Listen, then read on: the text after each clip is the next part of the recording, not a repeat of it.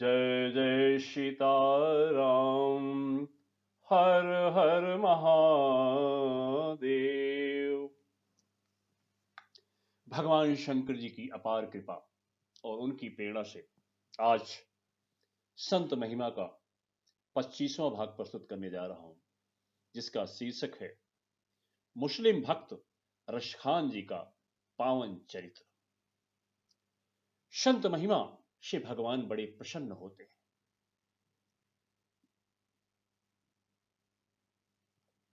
भगवान की यह वचन है, संतों की यह वचन है कि जाति पाति पूछे नहीं कोई, हरि का भजे सो हरि का होई। इसका चरितार्थ रूप यह मुगल पठान रसखान जी के चरित्र पर पूर्णतः लागू होता है, क्योंकि भगवान ने जो जो कहे हैं वो सारे ब्रह्म वाक्य हैं। जैसा कि उन्होंने शबरी जी को कहा, जाति पाति कुल धर्म बड़ाई, धन बल परिजन गुण चतुराई। यह भगवान को जाति पाति गुण कुल धर्म भगवान को प्रिय नहीं है। अगर भगतहीन नर शो ही कैसा, बिनु जल बारिदी देखी ये जैसा। भगवान का भक्त नहीं है तो सारी चीजें व्यर्थ हैं। समस्त गुण जो दिखाई पड़ रहे हैं संसार में, ये अवगुण बन जाते हैं और भगवान को मात्र भगवान को भक्त ही प्रिय है। अब हम प्रसंग में प्रवेश करते हैं। रसखान जी के परिचय के रूप में हिंदी के भगवान श्री कृष्ण के भक्त कवियों में रसखान जी का बहुत ही उच्च कोटि का महत्वपूर्ण स्थान है। उनका जन्म लगभग सन 1548 में दिल्ली में एक समृद्ध मुगल पठान परिवार में हुआ था। उनका बचपन का नाम सैयद इब्राहिम था। उनका लालन पालन बड़े ही लाड़ प्यार से हुआ। उनकी शिक्षा दीक्षा बहुत ही उच्च कोटि की उनको दी गई और परिणामतः सैयद इब्राहिम, जिनका नाम रशखान हम देख रहे हैं, जान रहे हैं, वो उनको फारसी, हिंदी और संस्कृत का बहुत अच्छा ज्ञान था। यही नहीं, श्रीमद् भागवत का उन्होंने फारसी में अपने शब्दों में अनुवाद किया आगे चल करके। आप समझ सकते हैं कि एक मुगल सम्राट, मुसलमानों का खान पीन, रहना सहना, उनका धार्मिक रीति रिवाज, उनका उठन बैठन किस प्रकार का दूषित होता है वैष्णव समाज से। लेकिन देखिए, भगवान की कृपा होती है तो पूर्व जन्म के संस्कार के कारण भगवान स्वयं उनको आकर्षित कर लेते हैं। यही घटना रसखान जी के जीवन में प्रदर्शित दिखती है। जब वो बड़े हुए तो बादशाह अकबर के दरबार में वो उच्च पद पर आसीन हुए। उनमें भक्ति के संस्कार बिल्कुल नहीं थे। साथ साथ उनके अंदर एक महाअवगुण भी था कि वह किसी भी रूप को देखते तो उसके प्रति वह पूर्ण रूप से लट्टू हो जाते, उस पर प्रेम के विभोर हो जाते। और यह रूप आसक्ति इस संसार का सबसे बड़ा अवगुण है, जो कभी जीर्ण नहीं होता, कम नहीं होता, बढ़ता ही जाता है।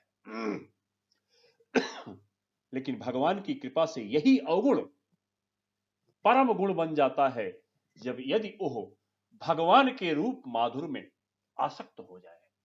संसार में आसक्त ना हो, वह जो आसक्ति का, परम आसक्ति का उनके अंदर अवगुण था, वो भगवान श्री कृष्ण के बाल रूप में ऐसा आकर्षित हुआ कि वह पूर्ण गुणवान हो गए, परम पूजनीय हो गए, परम आदरणीय हो गए।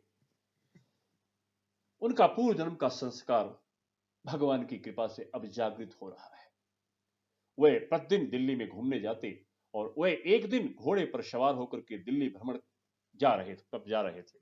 रास्ते में उन्होंने एक वैष्णव वैश्य जाति के बालक को देखा और उसकी सुंदरता, इतना सुंदर था, घुंघराले बाल, ऐसा भगवान कृष्ण जैसा उसका रूप कि वो उसका रूप देख करके उस पर मोहित हो गए। बड़ा पवित्र मोह था, बड़ा पवित्र प्रेम था उस बालक के प्रति।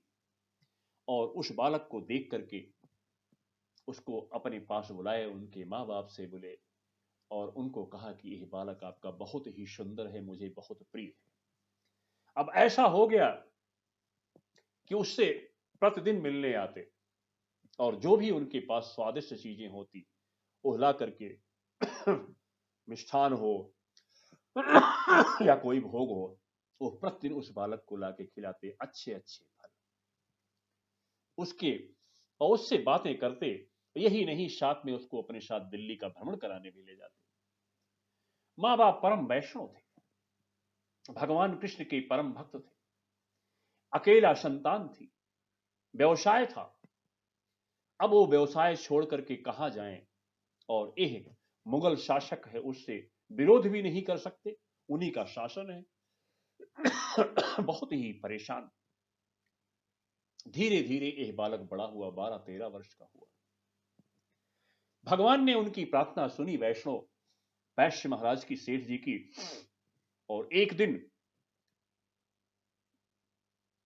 दिन क्या हुआ कि जो वृंदावन में भगवान श्रीनाथ का मंदिर है, उनके जो गुरु हैं गोसाई विट्ठलनाथ जी, उनके वो शिष्य थे। उनके सेवक एक ब्राह्मण देव पंडित जी उनके यहां पधारे। वार्षिक जो सेवा होती थी श्रीनाथ जी की, उसको लेने के लिए ब्रज से दिल्ली पधारे और उन वैश्य के यहां ठहरे और भगवत चर्चा होने लगी। तब कहा कि भाई सेठ जी, आप दुखी लग रहे हैं, उदासीन हैं, आपके चेहरे पे बड़ी उदासी नजर आ रही है, क्या कारण है? भगवान के प्रिय हैं, भगवान के भक्त हैं। तब उन्होंने पंडित जी को बताया कि इस प्रकार से एक मुगल शासक आता है और उनके इकलौते लड़के को लेके घुमाता है, और उन्हें डर है कि वो बच्चा भी उनसे बहुत प्रेम करता है, कहीं वो पुत्र को न ले ले और मैं पुत्रहीन ना हो जाऊं। ब्राह्मण देव ने कहा कोई बात नहीं, इसका निदान भगवान श्री कृष्ण करेंगे, जिनके शरण में आप हैं वही इसका निदान करेंगे। और फिर उनके घर पर ही श्रीमद् भागवत सुनाने लग गए। इसी बीच वो रसखान जी वहां पधारे उस बच्चे से मिलने के लिए। बड़ी विनम्रता पूर्वक पंडित जी ने रसखान जी को अपने पास बुलाया, उन्हें उचित आदर देकर के बिठाया और कारण पूछा कि आप इस बच्चे से इतना प्रेम क्यों करते हैं? इनके माँ बाप बहुत परेशान होते हैं। तब रसखान जी ने कहा कि मैं इस बच्चे में भगवान का नूर देखता हूं, मुझे बहुत प्रिय लगता है, जैसे भगवान ने बड़े प्रेम से पिनान से इस बच्चे को बनाया है, मुझे ये बच्चा बहुत प्रिय है, मैं कोई हानि नहीं पहुंचाऊंगा, ना मेरा कोई ऐसा इरादा है। इसके रूप में इतना आकर्षण है कि मैं आकर्षित होकर के इसको बिना मिले रह नहीं सकता। पंडित जी ने कहा, जिस नूर को आप देख करके इतने लट्टू हो गए हैं, क्या आप उन्हें देखना चाहेंगे? तो मुसलमान होने के नाते उन्होंने कहा कि भगवान का तो कोई रूप है नहीं, खुदा का कोई रूप है नहीं। पंडित जी ने कहा कि कैसे नहीं है, जिसकी नूर की बात कर रहे हैं वो नूर भी, और मन और आंखें सब तो भगवान ने बनाई है, सब तो खुदा ने बनाई है। जब नूर है तो नूर वाला भी है। अब उनके अंदर एक आकर्षण पैदा हो गया। बोला अगर मैंने इस बच्चे से अत्यंत सुंदर रूप आपको दिखा दिया तब? बोला मैं तो इंतजार कर रहा हूं कब ऐसा रूप मुझे दर्शन हो। भगवान के पूर्व जन्म के संस्कार रसखान जी के जागे हुए थे, उन्होंने अपने पास रखी हुई जिस भगवान की फोटो थी, भगवान की छवि थी, भगवान बाल कृष्ण की, और कथा में भी वही विवरण चल रहा था, भगवान की सुंदरता का वर्णन चल रहा था। वो बड़े प्रभावित हुए और उस फोटो को देख के बोले कि यह कहां मिलेंगे? बोलो ये तो यहां दिल्ली में नहीं है, इसके लिए आपको वृंदावन को देखने जाना पड़ेगा। अब देखिए भगवान की कृपा। रसखान जी के अंदर सारे राक्षसी गुण हैं, खान पान दूषित है, भगवान श्री कृष्ण के प्रति कोई प्रेम नहीं है। लेकिन देखिए भगवान जो उनकी आसक्ति थी रूप के प्रति, संसार के प्रति, उसको कैसे अपने तरफ आकर्षित कर रहे हैं उस फोटो के माध्यम से। तभी तो कहते हैं भक्त लोग, न जाने कौन से गुण पर दया निधि रीझ जाते हैं। भगवान कब कृपा कर दे, किस रूप से कृपा कर दें, ये वही जाने। पंडित जी ने बताया कि आप सेवा कुंज में हैं, वहां श्रीनाथ जी का मंदिर है, वहां जाएं। अब वृंदावन कभी गए नहीं थे, लेकिन अब उनके अंदर ललक जाग गई और सब कुछ छोड़ करके तुरंत उस घोड़े से रथ मंगवाया और पूछते पूछते पूछते पूछते वहां पे श्रीनाथ जी के मंदिर सेवा कुंज में पहुंचे। और मुगल का भेष था, मुगल शासक का भेष था, वही उनकी वेशभूषा थी, वैसे उनकी दाढ़ी, उनकी मोछ, उनकी सारी व्यवहार, सारी वेशभूषा, उनकी टोपी, सब कुछ मुगल शासक की थी। परिणामतः श्रीनाथ जी के मंदिर में जब प्रवेश करना चाहा तो वहां उपस्थित द्वारपाल जो सेवक था उनको रोक दिया, बोला आप विधर्मी हैं, आप इस मंदिर में प्रवेश करने के अधिकारी नहीं हैं। वो बोले भगवान तो सबका है, साझा है, हम उनकी संतान हैं, हमको उनका दर्शन करने दीजिए, मैं दिल्ली से आया हूं। लेकिन द्वारपाल नहीं माने और जब वो जिद करने लगे तो उन्हें धक्के मार करके सीढ़ी से नीचे कर दिया। वो अत्यंत दुखी होकर के बड़े मायूस हो गए। अब वहां पे बाहर खड़े हैं और भगवान से विनय कर रहे हैं, आ तो गया हूं मगर जानता हूं कि तेरे दर पे आने के काबिल नहीं हूं। आ तो गया हूं मगर जानता हूं कि तेरे दर पे आने के काबिल नहीं हूं। तेरी मेहरबानी का है बोझ इतना जिसे मैं उठाने के काबिल नहीं हूं। आ तो गया हूं मगर जानता हूं कि तेरे दर पे आने के काबिल नहीं हूं। ऐसा उस मंदिर की तरफ टकटकी लगाए हुए कि मुझे भगवान का दर्शन मिल जाए।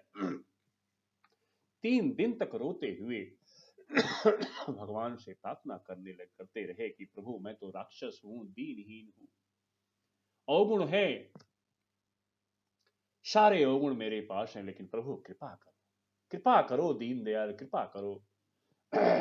3 दिन तक टकटकी लगाए मंदिर की ओर देखते रहे।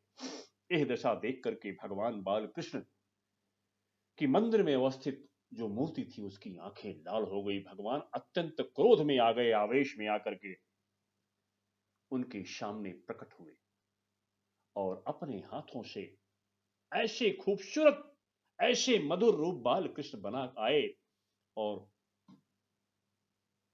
रसखान जी को उत्तम प्रसाद ग्रहण कराया अपने हाथों से।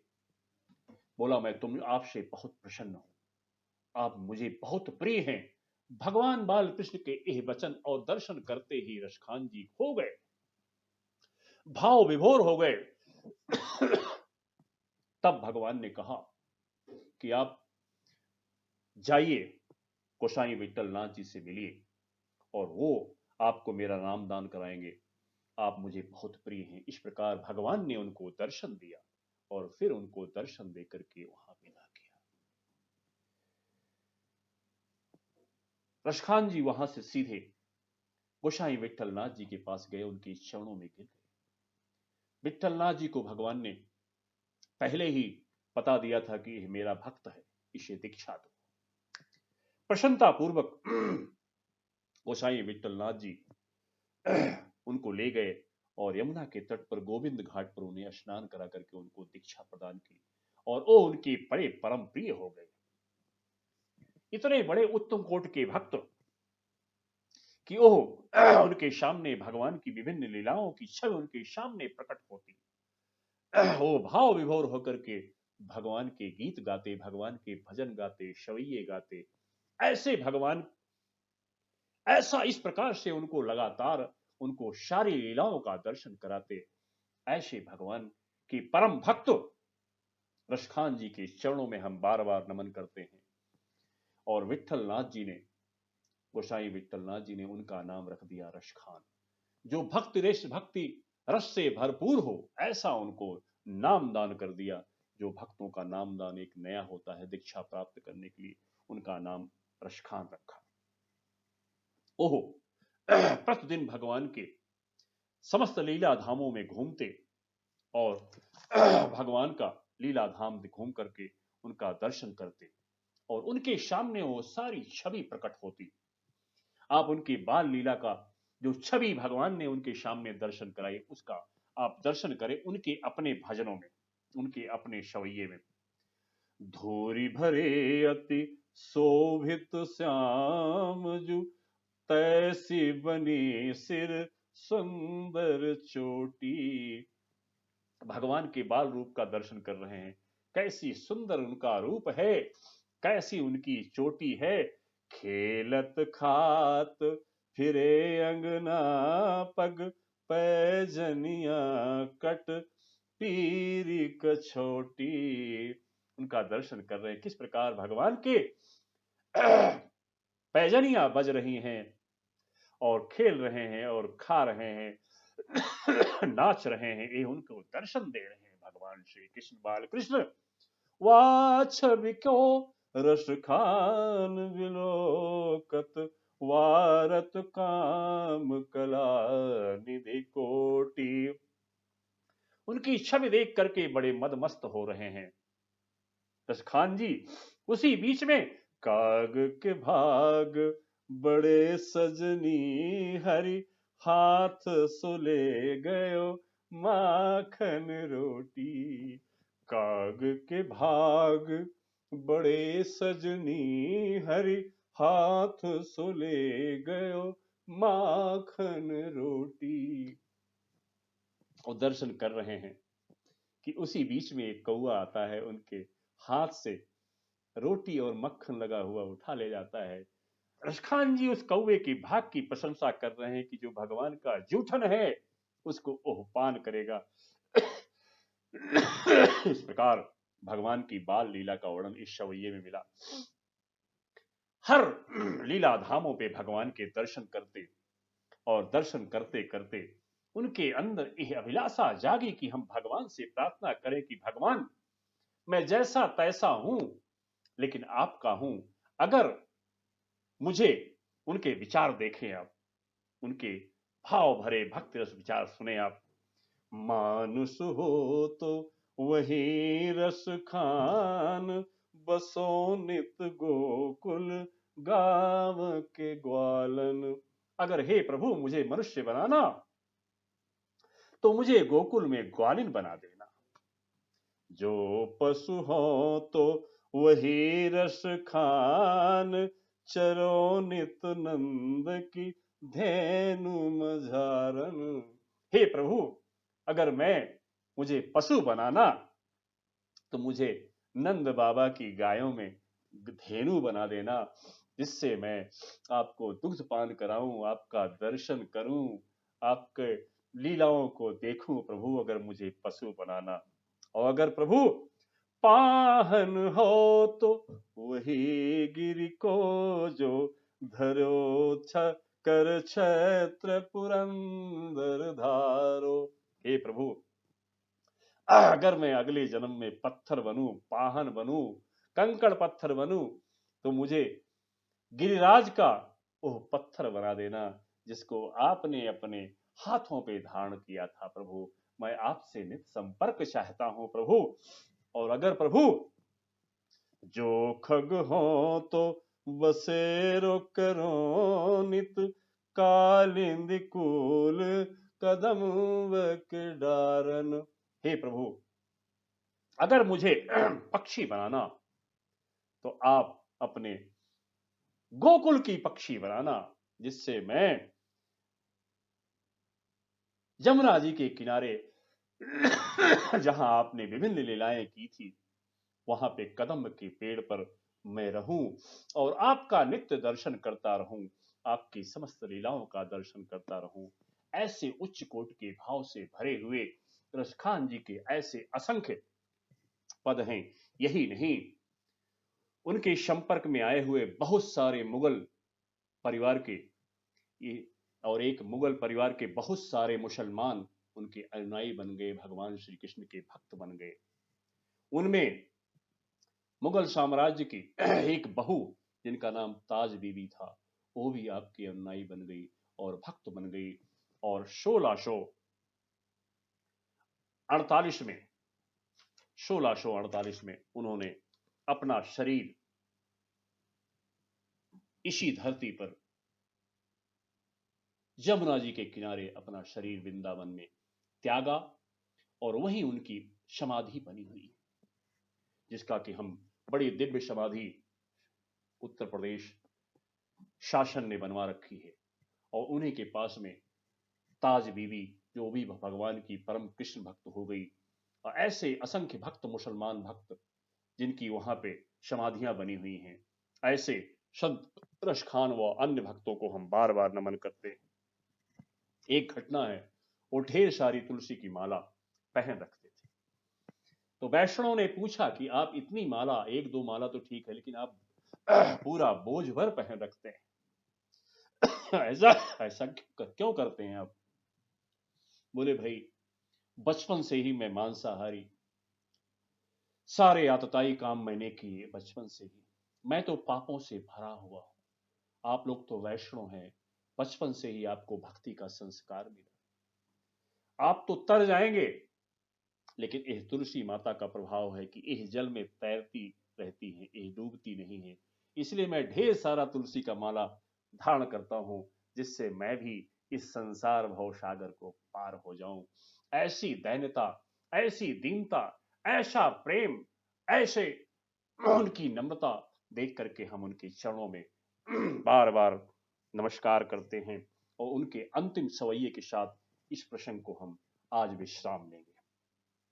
उनका बहुत ही प्यारा भगवान कृष्ण का ये भजन है, भगवान कृष्ण के प्रति, जो हम सब मिल करके यह गाएंगे।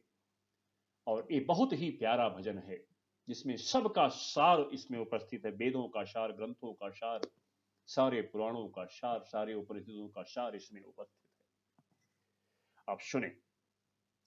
शेष गणेश महेश दिनेश सुरेश हूँ जाहि निरंतर ध्यावे, जाहि अनादि अनंत अभेद, जाहि अनादि अनंत अखंड अछेद अभेद सुवेद बतावे।